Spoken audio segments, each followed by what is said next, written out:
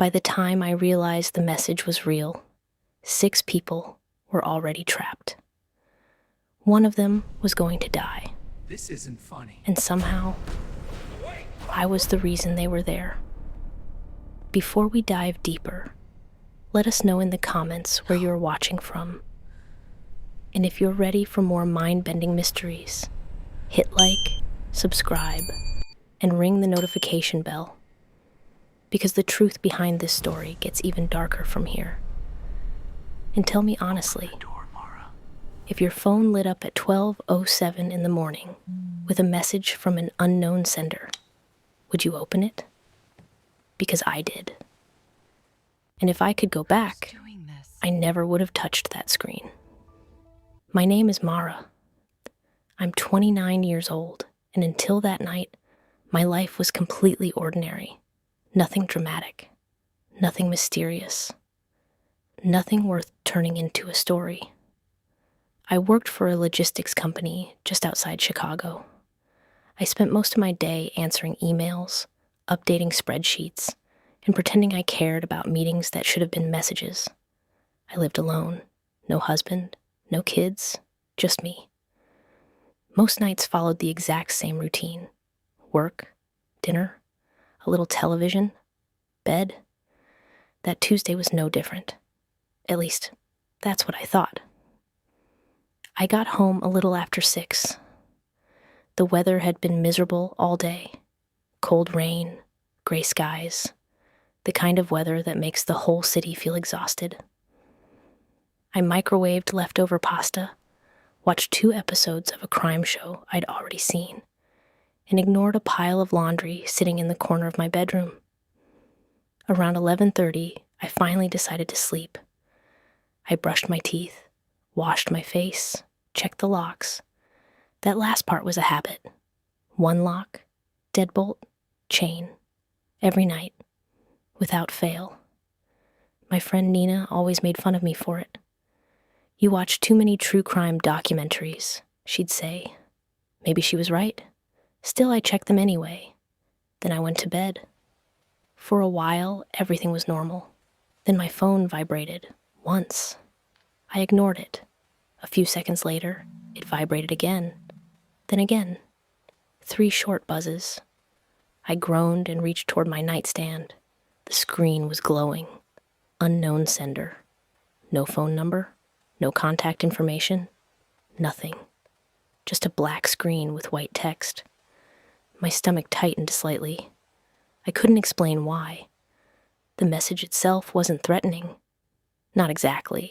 It simply said, "Don't trust what happens after midnight." I stared at the screen, then laughed. "Okay," I muttered. Creepy. I assumed it was spam. Some weird advertisement. Maybe a promotion for a horror movie. People came up with stranger marketing campaigns every year. I was about to delete it when another notification appeared. Video received. I frowned. What? I hadn't accepted a file. I hadn't clicked anything. Yet somehow there was a video sitting in my messages. 23 seconds long. I should have deleted it. Instead, curiosity got the better of me. I pressed play. The footage was shaky, dark. At first, I couldn't tell what I was looking at. Then the camera moved beneath a flickering ceiling light, and my blood turned cold. I knew that hallway, because it was mine. The same cracked paint, the same worn carpet, the same ugly landscape painting hanging near the elevator. Whoever recorded the video was standing on my floor, outside my apartment. The camera slowly moved forward, closer, closer, until apartment 4B filled the screen. My apartment. The video ended. I sat frozen. Maybe someone in the building was playing a prank. That was the logical explanation. It had to be. Then my phone vibrated again. Another message appeared. "You're already inside." A strange chill ran down my spine. I looked toward my bedroom door. Nothing. Silence. The apartment felt different suddenly, smaller. as if the walls had shifted while I wasn't paying attention. I shook my head. "Get a grip, Mara." I put the phone down. 30 seconds later, it vibrated again. A second video. My pulse quickened. I didn't want to open it. I knew that. Every instinct told me not to. But curiosity is a powerful thing, especially when fear gets involved. I tapped the screen. The second video loaded. This time, my heart nearly stopped, because the person on camera was me. I was sitting on my bed, looking down at my phone, exactly where I was sitting now, exactly what I was doing now. The angle looked wrong. The recording wasn't coming from my phone. It was coming from somewhere inside my room. I immediately jumped out of bed. What the hell? My voice sounded small, weak. I switched on every light: bedroom, bathroom, kitchen, living room. I searched every corner, every closet, every shadow. Nothing, nobody, no cameras, no intruder, no explanation. When I returned to my bedroom, another message was waiting. The game begins at midnight. I stared at the words, then checked the clock. 12:18 a.m. My mouth suddenly felt dry. What game? The screen remained silent. For several seconds, nothing happened. Then, knock. A soft knock echoed through the apartment. I froze. Every muscle in my body locked. Knock. Again. This time a little louder. Someone was outside my door. At 12:18 in the morning, I slowly picked up my phone. A new notification appeared, live. I hesitated, then opened it. The screen showed a live video feed. A live video feed of my apartment door. From the outside. Someone was standing directly in front of it. But the camera wasn't showing their face, only their shoes, black boots, motionless, waiting. Then the figure slowly lifted one hand and knocked. The sound came from my phone. At the exact same moment it came from my real door. Knock. My breathing became shallow. The person was really there, watching, waiting, and somehow streaming it to me. Then something happened that made my stomach drop. The person in the video leaned closer to the camera and whispered, "Open the door, Mara." My name. They knew my name, and I had absolutely no idea who they were for a few seconds. I couldn't move. I couldn't breathe. I just stared at the screen. The figure stood perfectly still outside my apartment door. Black boots, dark clothing, face hidden beyond the camera's view, waiting, watching. Then my phone vibrated again. A new message appeared. Open the door. No. The answer escaped my mouth before I even realized I'd spoken. Another message appeared instantly. You have 60 seconds.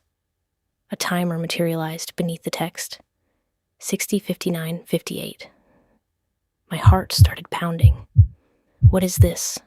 No response. Only the timer. 57:56:55.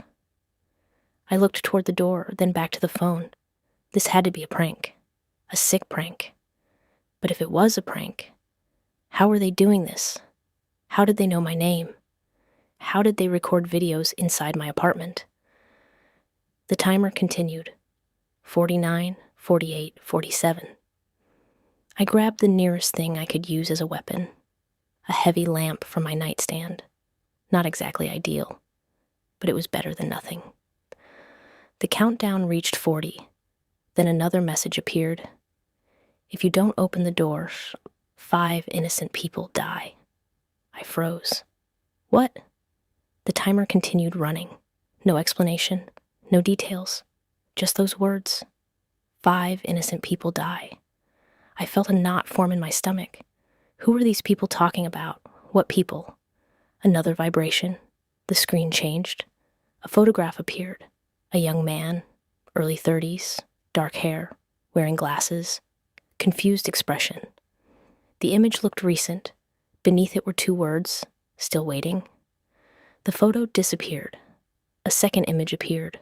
A woman, red jacket, brown eyes, terrified, still waiting.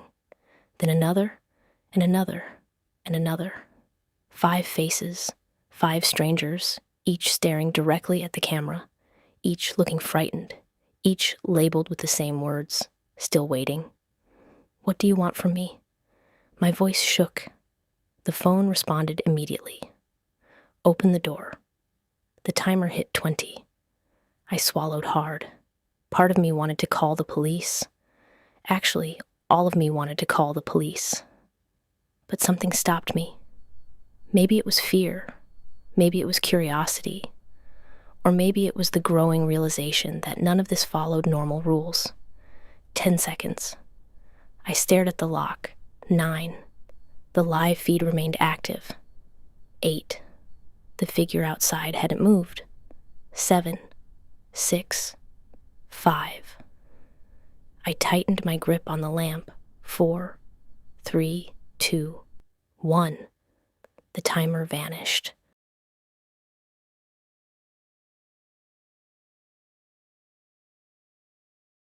For a moment, nothing happened.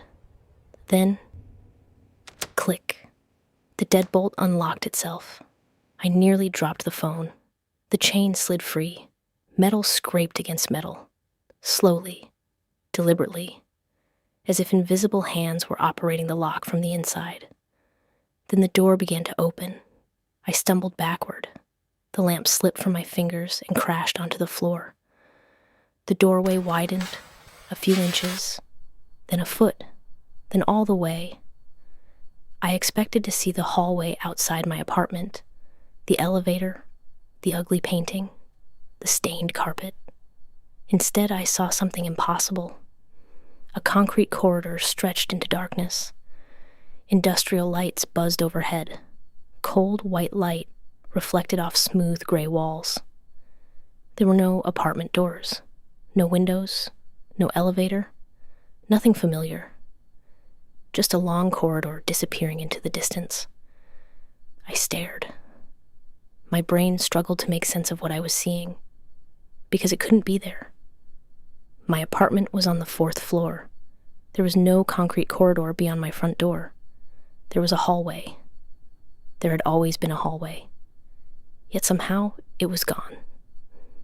The phone vibrated again. A final message appeared. You are late. The game has already begun. I should have slammed the door. I should have called the police. I should have run. Instead, I stepped forward, one cautious step, then another. The moment I crossed the threshold, the door behind me slammed shut. The sound echoed through the corridor like a gunshot. I spun around. The door was gone, not closed. Gone. In its place stood a solid concrete wall. No handle, no frame, no sign a door had ever existed. My pulse exploded. No. I ran to the wall, pressed my hands against it, pounded my fists against the concrete. Nothing, no movement, no response, no way back. The realization hit me all at once. I wasn't in my apartment anymore, and wherever I was, someone had planned this. Far ahead, a light flickered. For the first time, I noticed a symbol painted on the floor, a black circle. Inside it was a number, just the number, nothing else. I followed the corridor. The air felt colder with every step. The buzzing lights overhead seemed louder, almost like insects trapped above me. After what felt like 5 minutes, I reached a massive steel door. It looked like something from a military bunker. Heavy, industrial, impossible to force open. Above it hung a digital display. Bright red letters glowed in the darkness. Welcome, Mara. I stopped breathing. Then the display changed. Room 1 of 6. Another change. Please enter. A mechanical click echoed through the corridor. The steel door slowly began to open, and from somewhere beyond it, I heard voices, people arguing, people shouting, people who sounded just as scared as I was. The opening widened. I couldn't see them yet, only hear them. A man yelling, a woman crying, another voice demanding answers. Then a loud metallic bang. Something had been thrown. I took a step closer, and for the first time that night, I realized one terrifying fact. I wasn't the only person who had received a message at 12:07 a.m., and whatever this game was, it had already collected its players. For a few seconds, I just stood there, listening. The voices beyond the steel door sounded real. Too real. Not recordings, not speakers, actual people. Scared people. One woman sounded like she was crying. A man was shouting over her. Another voice kept demanding answers nobody seemed to have. I slowly approached the doorway. The massive steel door had stopped halfway open, just enough for me to see inside. The room was enormous, at least twice the size of my apartment. Concrete walls, concrete floor. Industrial lights hanging from the ceiling. No windows, no obvious exits. And standing in the center of the room were 5 strangers. The same 5 strangers from the photographs. The moment I stepped inside, every head turned toward me. The room instantly fell silent. Nobody spoke. Nobody moved. For several uncomfortable seconds, everyone just stared. Then a tall man with glasses stepped forward. It took me a second to recognize him. The first photograph. The man labeled "Still Waiting." "You got the message too?" he asked. His voice was shaky. I nodded. The man exhaled heavily. "Great. What does that mean?" "It means there are 6. My stomach tightened. 6? Before he could answer, another voice interrupted. A woman in a red jacket crossed her arms. The same woman from the second photograph. "You know her?" The man shook his head. "No." "Then how do you know there are supposed to be 6? The room became tense again. The man looked exhausted, like he'd already had this conversation several times. "I'm Jake." Nobody responded. Jake sighed. "I've been here for 20 minutes. 20 minutes. That was impossible. I had entered only moments ago. Jake pointed toward a digital clock mounted on one wall.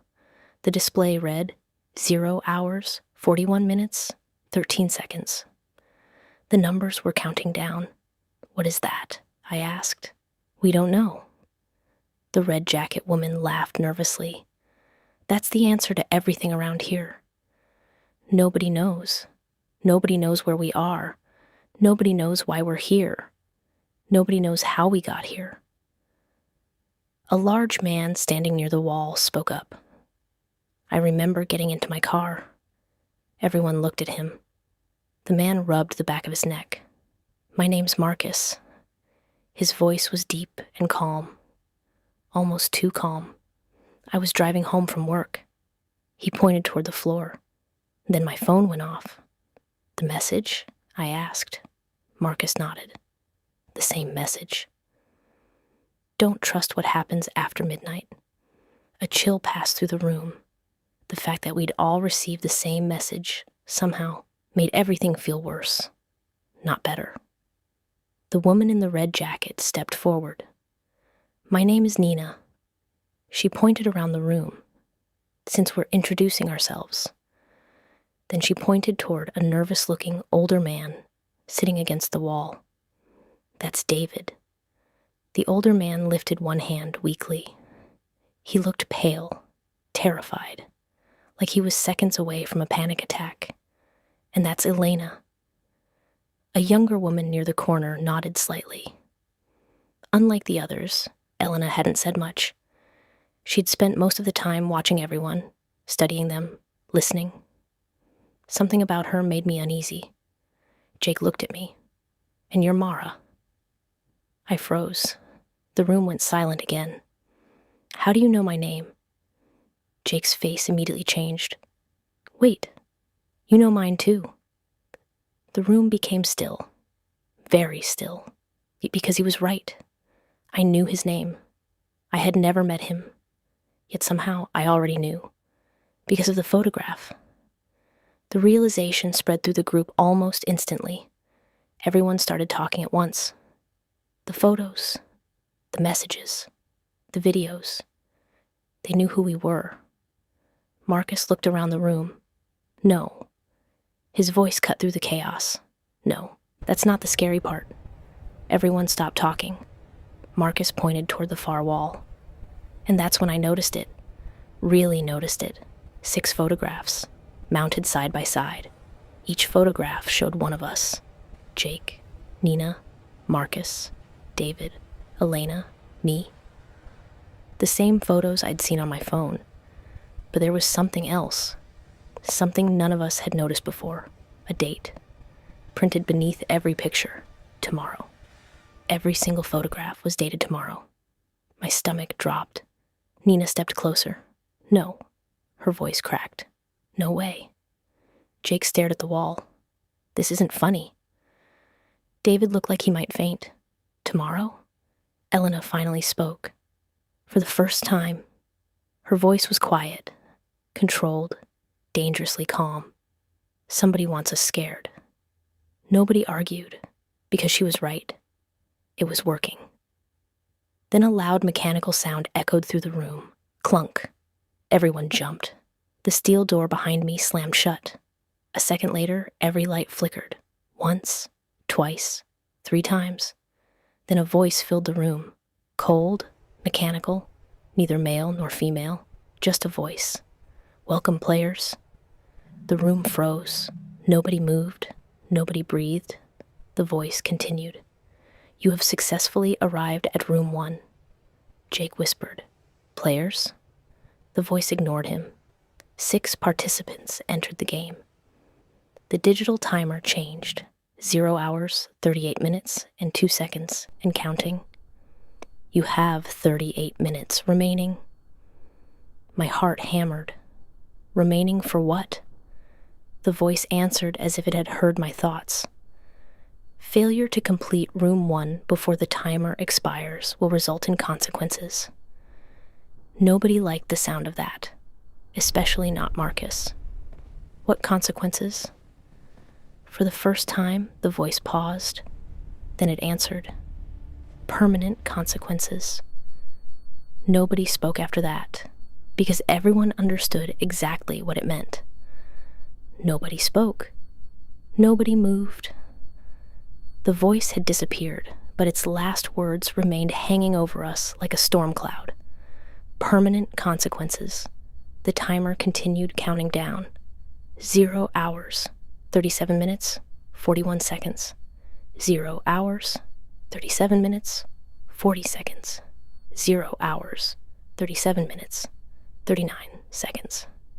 Every second suddenly felt louder. Marcus was the first to break the silence. What kind of game is this? No answer. The room remained still. Jake walked toward one of the walls and started examining it. There has to be a way out. There isn't, Nina said. Jake turned. What? She pointed upward. I followed her finger. For the first time, I noticed the cameras. 6 of them, mounted near the ceiling, watching every angle, watching every movement, watching us. A cold feeling settled in my stomach. We weren't trapped accidentally. Someone was watching. Someone wanted to see what happened next. David suddenly stood up. I'm done. Everyone looked at him. The older man looked terrified. Sweat covered his forehead. His hands were shaking. I'm leaving. He marched toward the steel door, grabbed the handle, pulled. Nothing. He pulled harder. Nothing. Then he started pounding on it. Let me out! His voice echoed through the room. Do you hear me?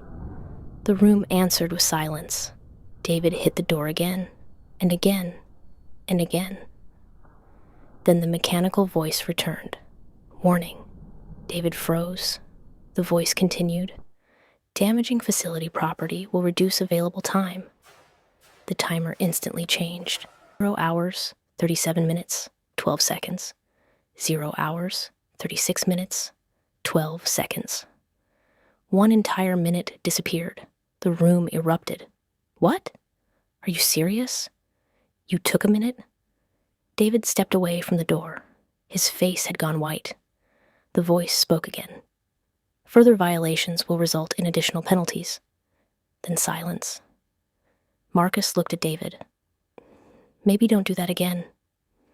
David swallowed, slowly nodded. Nobody blamed him. The truth was we were all scared. Some of us were just better at hiding it. The timer continued. 0 hours, 35 minutes, 54 seconds. 0 hours, 35 minutes, 53 seconds. 0 hours, 35 minutes, 52 seconds. Then every light in the room dimmed. A loud click echoed through the walls. The 6 photographs began sliding upward. Hidden behind them was a large black screen. White letters appeared. Room 1. The honesty test. Nobody liked the sound of that, especially me. The words disappeared. New text replaced them.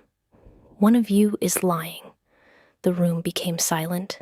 Jake laughed nervously. What? Another line appeared. To proceed, you must identify the liar. Nina shook her head. This is ridiculous. The screen changed again. You have 30 minutes. The timer instantly jumped. 0 hours, 30 minutes, 0 seconds. The countdown restarted. Marcus cursed under his breath. Great. Then another sentence appeared. The liar knows who they are. Every person in the room immediately began looking at everyone else, including me. The atmosphere changed instantly. A few seconds ago, we were 6 strangers trapped together. Now we were 6 suspects. Jake folded his arms. Okay. Nobody answered. He sighed. Look, somebody has to start. Marcus nodded.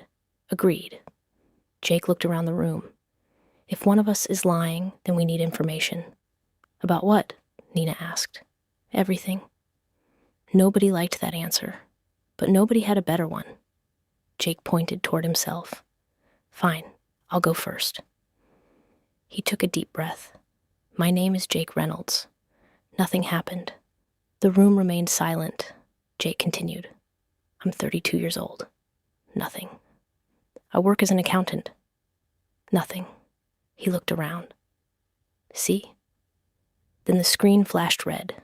Jake jumped. New words appeared. Insufficient. The room froze. Jake stared at the screen. What does that mean? The voice returned. Participants must reveal meaningful truths. Marcus frowned. Meaningful? The voice continued. Meaningful truths create progress. The screen changed again. Progress. 0%. Jake laughed once, a nervous laugh. Fantastic. Then the voice added one final sentence. Dishonesty will be punished. Nobody spoke after that, because the room suddenly felt much smaller and much more dangerous. Jake swallowed hard, then looked at the floor. When he spoke again, his voice sounded different, quieter, more personal. My wife left me 6 months ago. Nobody expected that. Jake stared straight ahead. She found out I was gambling. The room remained silent. I lost almost everything. He laughed bitterly. I told her I would stop. His eyes dropped. I didn't. The screen flashed green. Progress. 12%. Everyone stared. The room had accepted his confession. Jake looked just as surprised as the rest of us. The voice spoke. Truth accepted. Marcus rubbed his face. You've got to be kidding me. But nobody was laughing anymore, because suddenly we understood the rules. This room wasn't testing intelligence. It wasn't testing strength. It was digging into our lives, into our secrets. And somehow, it already knew when we were telling the truth. The timer continued ticking. 0 hours, 28 minutes, 11 seconds. 0 hours, 28 minutes, 10 seconds. 0 hours, 28 minutes, 9 seconds. Then Elena finally spoke. The quiet woman who had barely said 10 words since arriving. She looked at the screen, then at the cameras, then at all of us. And for the first time, I noticed something strange. She didn't look surprised. She looked worried, as if she already knew what was coming. And that frightened me more than anything else in the room. The timer continued counting down. 0 hours, 28 minutes, 4 seconds. 0 hours, 28 minutes, 3 seconds. 0 hours, 28 minutes, 2 seconds. Nobody spoke. Everyone was looking at Elena. She shifted uncomfortably. "What?" she asked. Marcus crossed his arms. "You look like you know something." "I don't." "Really?" Elena looked away. The room noticed immediately. Jake pointed at her. "See? That's exactly what someone hiding something would do." "I'm not hiding anything." The screen suddenly flashed red. Everyone jumped. A single word appeared. "Warning." The room went silent. Elena stared at the screen. The screen changed. Partial deception detected. Nobody moved. Nobody even breathed. Marcus slowly turned toward her. "What does that mean?" Elena looked genuinely frightened. "I don't know." The screen flashed again. Partial deception detected. Nina stepped backward. "Oh my God." Jake shook his head. "No." Elena raised both hands. "Listen to me." Nobody answered. "Please." The timer continued. 0 hours, 27 minutes, 11 seconds. 0 hours, 27 minutes, 10 seconds. 0 hours, 27 minutes, 9 seconds. The voice returned. "Progress cannot continue until participants cooperate." The screen changed. Progress, 12%. Required, 100%. Marcus pointed at Elena. "Then start talking." Elena closed her eyes. For several seconds, she didn't move. Then she took a deep breath and opened them again. "When I woke up here," she stopped. The room waited. "I knew this place." Nobody said anything. Jake frowned. "What does that mean?" Elena looked around nervously. "I don't know." Marcus laughed. "Not good enough." "I'm serious." She pointed toward one of the walls. "I knew where the cameras were before I saw them." Nobody liked hearing that, Elena continued. And when the voice started speaking, she swallowed hard. It sounded familiar. The room became completely silent. Marcus took a step forward. "Familiar how?" "I don't know." Jake shook his head. "You're lying." "I'm not." The screen flashed green. Truth accepted. Everyone froze. The room believed her, which meant she was telling the truth, at least part of it. Nina looked terrified. How could this place be familiar? Elena slowly shook her head. "I don't know." Then she hesitated. There was something else. Everyone could see it. Marcus noticed too. "What aren't you telling us?" Elena's face turned pale. She looked toward the floor, then toward the timer, then finally at us. "When I woke up," she whispered, "there was already a message waiting for me." Jake frowned. "We all got messages." "No." Elena looked up. This one was different. The room became silent again. "What did it say?" I asked. Elena's voice barely came out. It was almost a whisper. It said, She stopped. Her eyes widened. The color drained from her face. "What?" Elena pointed behind us. Everyone turned. The screen had changed. New words appeared. Unauthorized information detected. The voice returned immediately. "Participant Elena." The mechanical tone somehow sounded colder. "Do not reveal future game information." Nobody understood. Future game information? Jake stared at the screen. What does that mean? No answer. Instead, the room lights flickered. Once, twice, 3 times. The timer suddenly dropped. 0 hours, 25 minutes. Everyone shouted, "We just lost 2 minutes." Marcus slammed his fist into the wall. This is insane. The voice ignored him. A new sentence appeared. Participant. Elena has violated protocol. Penalty applied. The floor beneath Elena lit up. A bright red circle. Elena looked down. Panic appeared in her eyes. What is happening? Nobody knew. Then a loud metallic sound echoed through the room. Clunk. A compartment opened in the wall. Inside sat a small black box. The screen changed again. Open the box. Marcus stared. That's it? Nobody moved. Open the beaks. The message repeated. Elena slowly approached. Every step seemed heavier than the last. When she reached the box, she stopped. Her hands were shaking. Open it, Jake said. Elena swallowed hard. What if it's a trap?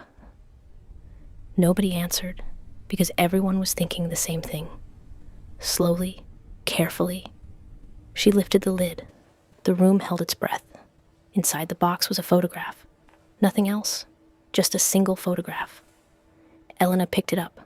The moment she saw it, she gasped. Her entire body froze. I had never seen someone's face change so quickly. Fear, shock, confusion, all at once.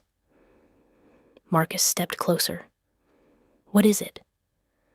Elena couldn't answer. The photograph slipped from her fingers. It landed face up on the floor. Everyone stared. My stomach dropped, because the photograph showed all 6 of us, standing together, smiling, as if we were friends, as if we'd known each other for years. And written across the bottom was a date, 1 year from now. The room went completely silent, because that wasn't the most disturbing part. The most disturbing part was this. Before we continue, I want to hear your theory. Why do you think these 6 strangers are together in a photograph dated 1 year in the future? Were they brought here for a reason? Do they already know each other? Or is someone controlling everything from behind the scenes? Leave your theory in the comments below. And if you're enjoying the mystery, don't forget to like the video and subscribe so you don't miss what happens next. Because the most disturbing part of that photograph hasn't even been revealed yet.